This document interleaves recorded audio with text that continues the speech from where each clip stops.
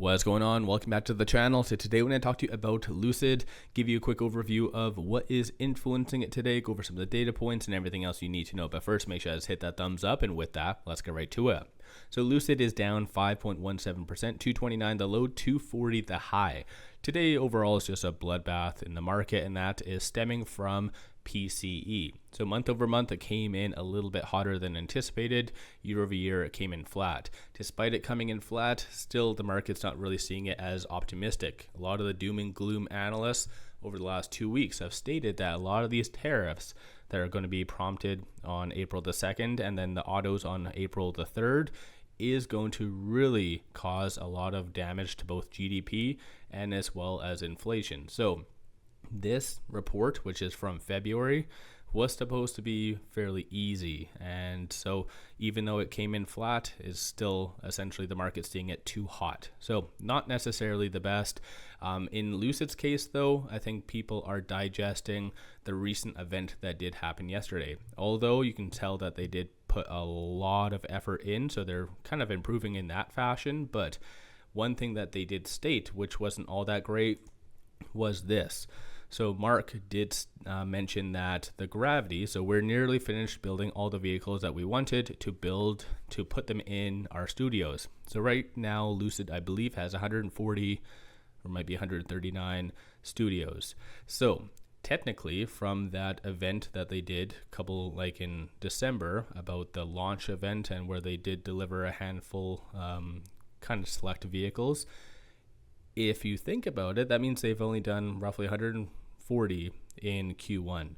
That isn't good whatsoever. So as much as I like to give them the benefit of the doubt, if they stated that they're going to be slow and steady, like, I don't think anyone really anticipated this slow. So I think regardless of PCE, Lucid was going to pull back because of those comments.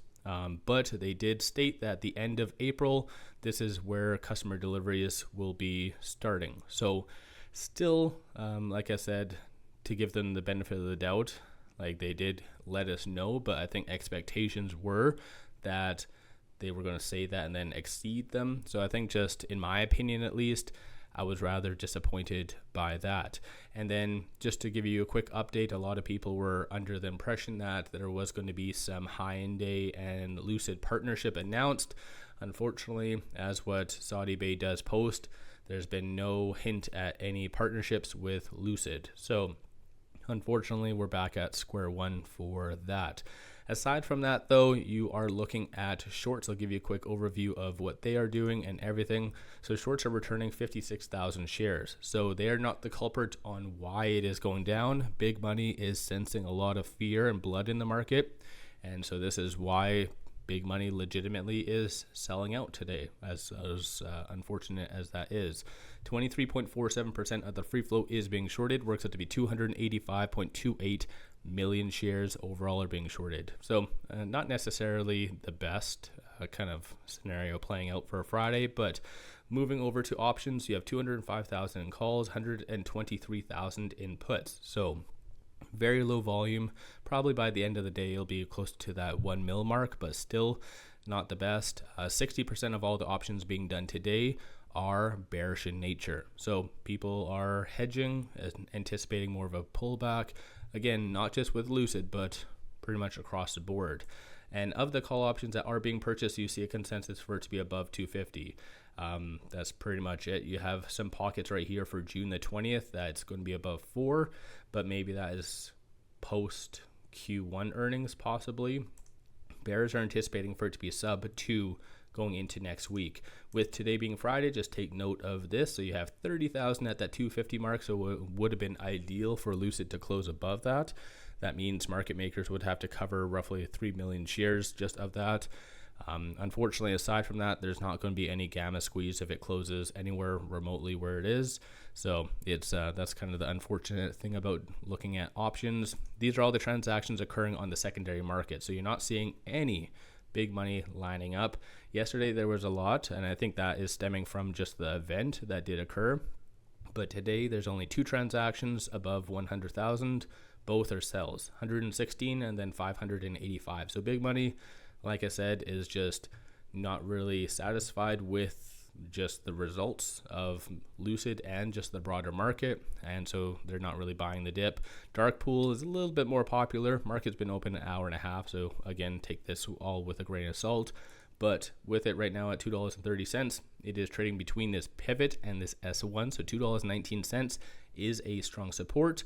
And then flip side, 208 is going to be the secondary support level. And then $2.37 is going to be the next strong target / resistance.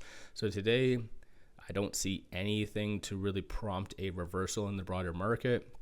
It is just going to be a bloody Friday, and maybe depending on the data going into next week, it could definitely extend and kind of push that further. But I think at the end of the day, the moral story is that Lucid really needs to get their crap together. And even if you think about it, look back to the Q4 earnings, the transcripts, Mark did state that 1 month from now, or he actually said in the next couple of weeks to 1 month, that is where all of the studios are going to get their gravities. So it goes to show that they already are behind. So new CEO doesn't seem to be changing all that much with the company itself. But I always like to play devil's advocate, like to give you the good, the bad, and the ugly. But unfortunately right now, just there's a hell of a lot of blood in the market, and Lucid's not really doing anything to kind of stand out any different. So let me know your general thoughts. Don't forget to hit that thumbs up and subscribe. I always greatly appreciate that. Depending on what happens throughout the day, I'll do a PM video and just to give you a quick summary of what shorts did, what big money did, and if there's any other updates. So let me know your thoughts. Have you been buying? Have you been selling? What's your kind of takeaway from the event? I know I was kind of bringing up and focusing on a negative, but I think overall it was a very positive event. Definitely they did put a lot of effort in on that, so I think as long as they keep that up, maybe the market might see that as a good positive. But obviously I wanted to bring up the one point that really stood out to me, at least as a kind of influential factor for the stock price. So let me know your thoughts. Don't forget to hit that thumbs up. One final thing, pop over to my Discord. It is completely free. A lot of good people, a lot of good chat talking about stocks, options, and crypto, everything that you need. But with all that, appreciate all of you watching.